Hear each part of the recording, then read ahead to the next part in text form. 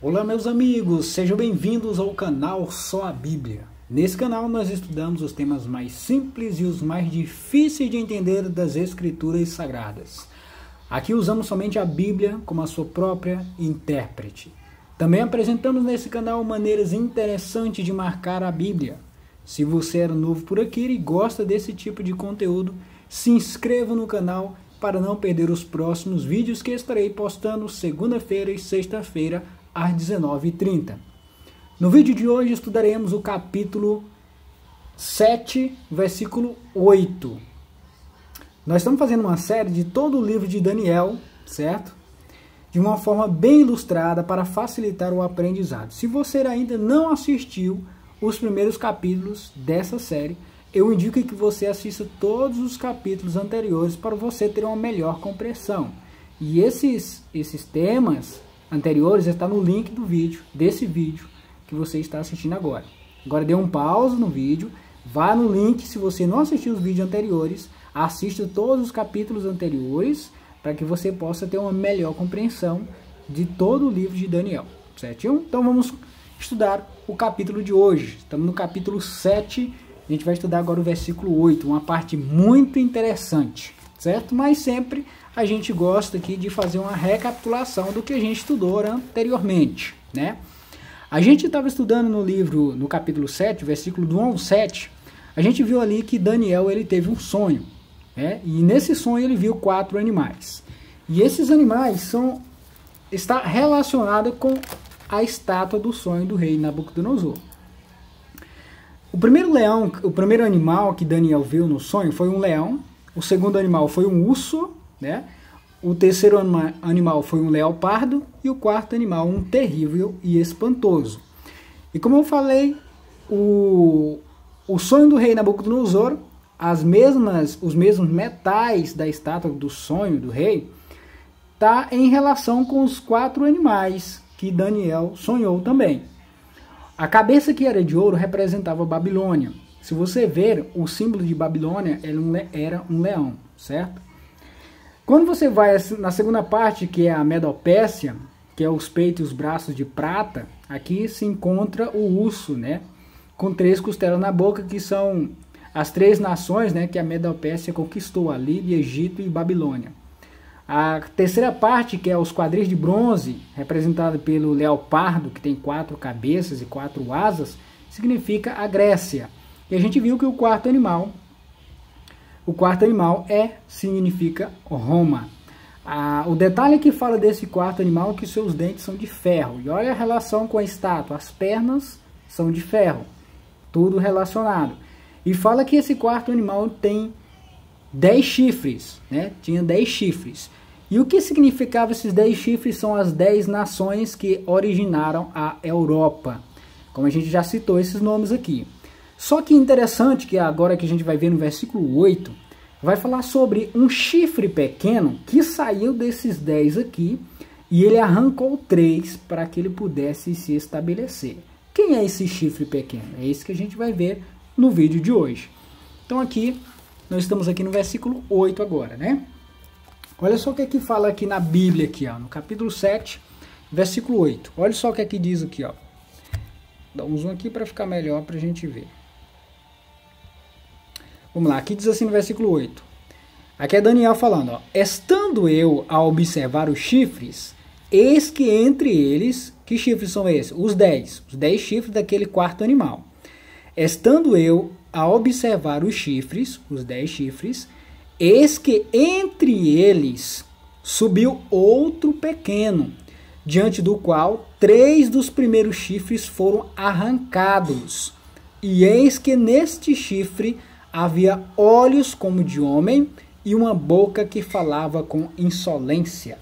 Olha só os detalhes que está falando sobre esse chifre pequeno. Ele saiu, né? Ele subiu de entre os 10 chifres, eis que entre eles subiu outro pequeno.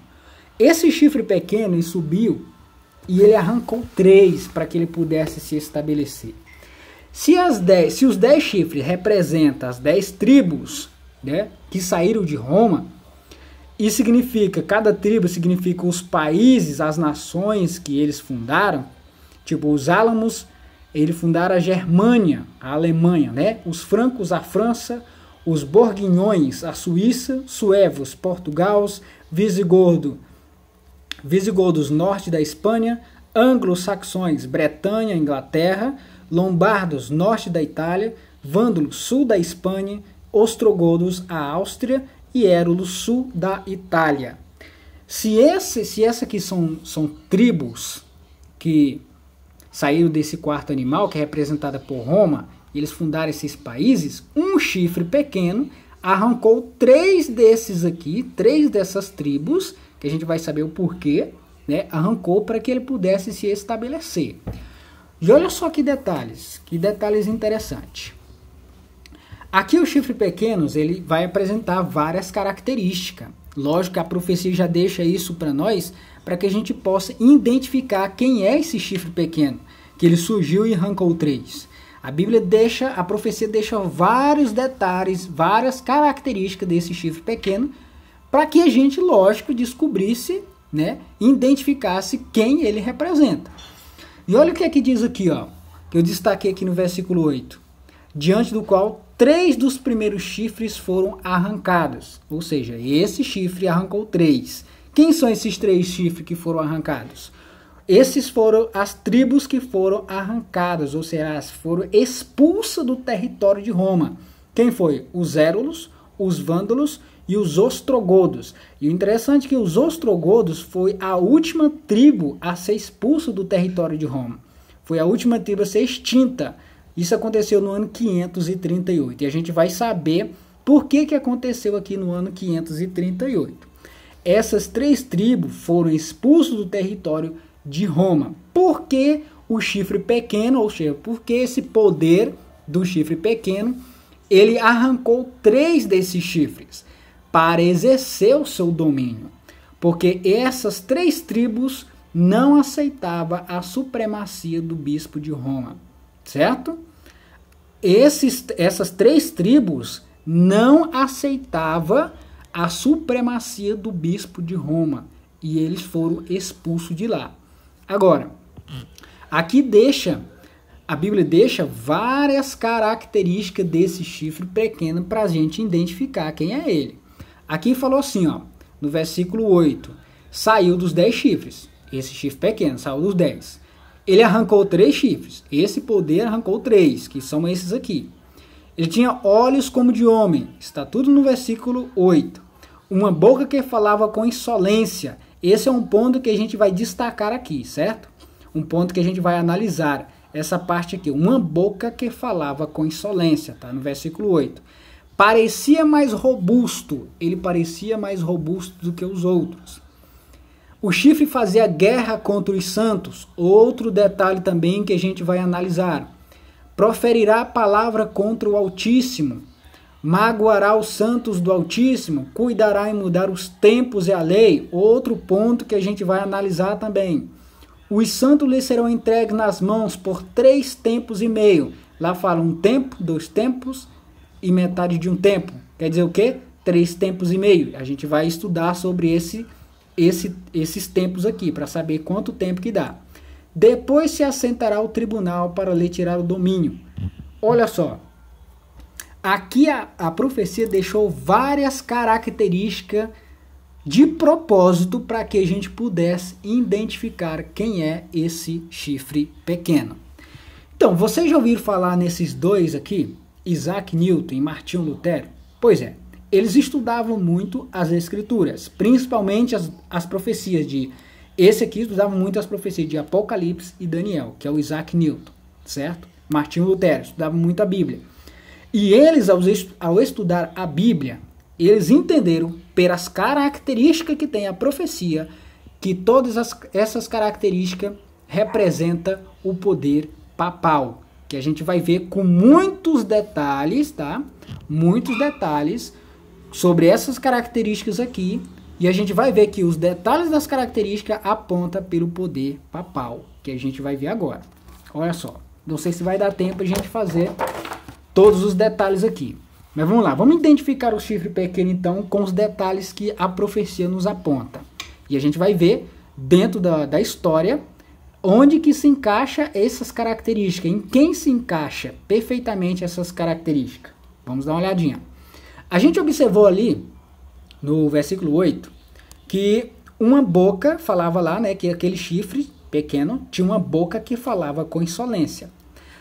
Os símbolos proféticos de Daniel, ele faz paralelo com os símbolos de Apocalipse. Se você observar as características desse animal, vai ter outras características também falando do mesmo poder no livro de Apocalipse. Dá uma olhadinha no capítulo 13, versículo 5. Foi-lhe dado uma boca que proferia arrogância e blasfêmia, e autoridade para agir 42 meses. Isso é interessante. Aqui fala uma boca que falava com insolência. Em Daniel, em Apocalipse fala uma boca que proferia arrogância e blasfêmia. Está falando dos mesmos poderes. Está falando da mesma coisa, certo? Uma boca que falava, proferia arrogância e blasfêmia. Preste atenção nessa palavra. Se você quiser conferir isso aí na sua Bíblia, no livro de Apocalipse 13, versículo 5, pode dar uma olhadinha que está a mesma frase assim, ó, uma boca que proferia arrogância e blasfêmia. Tá, falou sobre blasfêmia. O que é blasfêmia dentro das Escrituras Sagradas? A gente vai ter um exemplo aqui, ó. O que na Bíblia é considerado como blasfêmia? Preste atenção aqui, ó. Tá no livro de Marcos, capítulo 2, versículo 5. Vamos dar uma olhadinha lá na Bíblia. Então estamos aqui no livro de Marcos, no capítulo 2, né, no versículo 5. Vamos ler a partir do versículo 5. Aqui é o momento que Jesus vai fazer um milagre, vai curar um paralítico. E olha só o que acontece. Vendo-lhes a fé, Jesus disse ao paralítico: Filho, os teus pecados estão perdoados. Mas alguns dos escribas estavam assentados ali e arrazoavam em seu coração. Por que fala ele desse modo? Isso é blasfêmia. Quem pode perdoar pecado senão um, que é Deus? O que é blasfêmia de acordo com esse texto, irmãos? É a pretensão de perdoar pecados. Jesus, ele pecou por ele ter perdoado o pecado daquele doente. Jesus falou, os teus pecados estão perdoados. Por que que ele não tinha pecado? Por que Jesus não pecou por ter perdoado o pecado daquele homem? Porque aqui falou, né, os escribas, falou que o único que pode perdoar pecados é Deus, que a gente acabou de ver aqui, né? Isso é blasfêmia. Quem pode perdoar pecados senão um, que é Deus?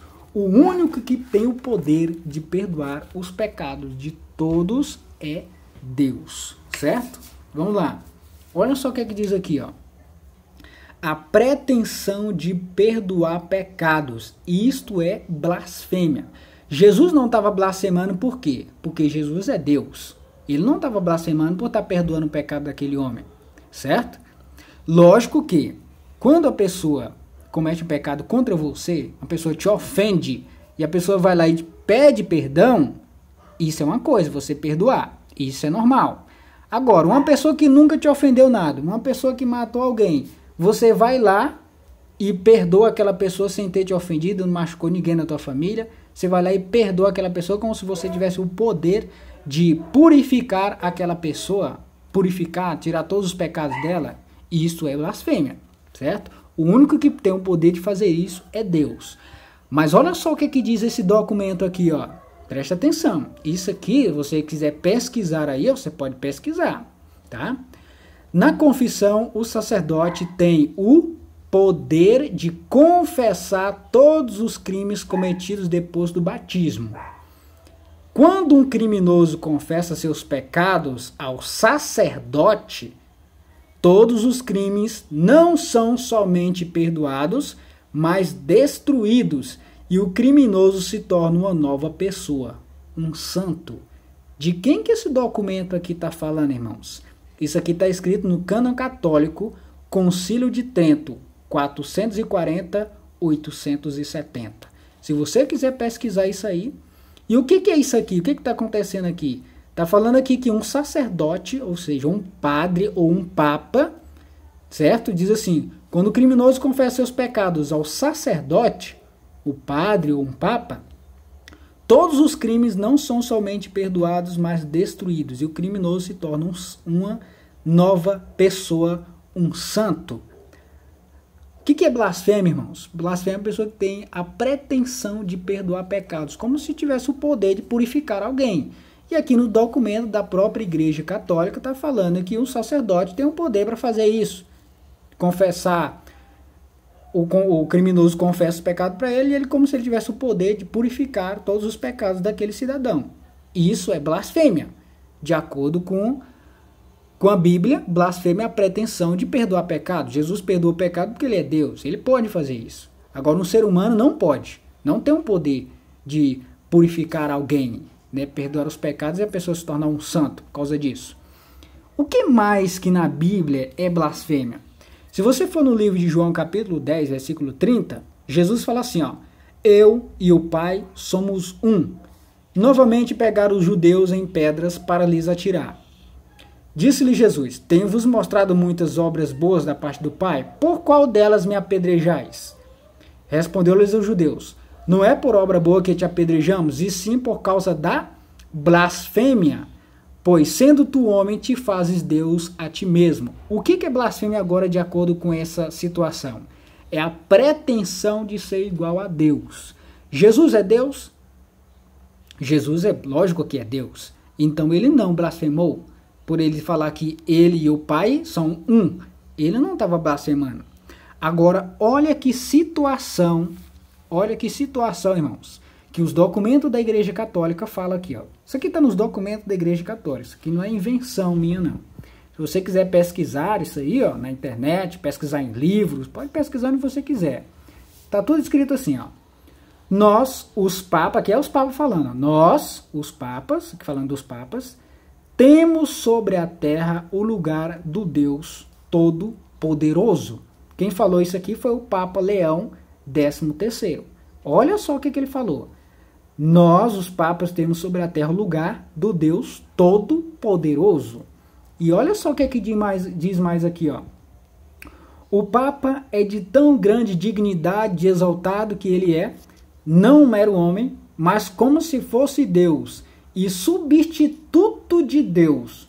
O Papa é de tão grande autoridade e poder que ele pode modificar, explicar e interpretar as leis divinas. O que quer que seja que Deus ou o Redentor faça, o vigário pode fazer sem nada contrariar a fé. Certo, irmãos? Isso aqui está no Dicionário Eclesiástico Católico, artigo Papa. Olha só o que o Papa está falando aqui. Olha só, isso aqui é blasfêmia, irmãos. Isso é blasfêmia, certo? O único Deus, Jesus Cristo, o Pai e o Espírito Santo. Não existe outro. O ser humano não pode se colocar no lugar de Deus. Não pode ter a pretensão de perdoar pecados, que o único que pode fazer isso é Deus, certo? Então, isso é blasfêmia.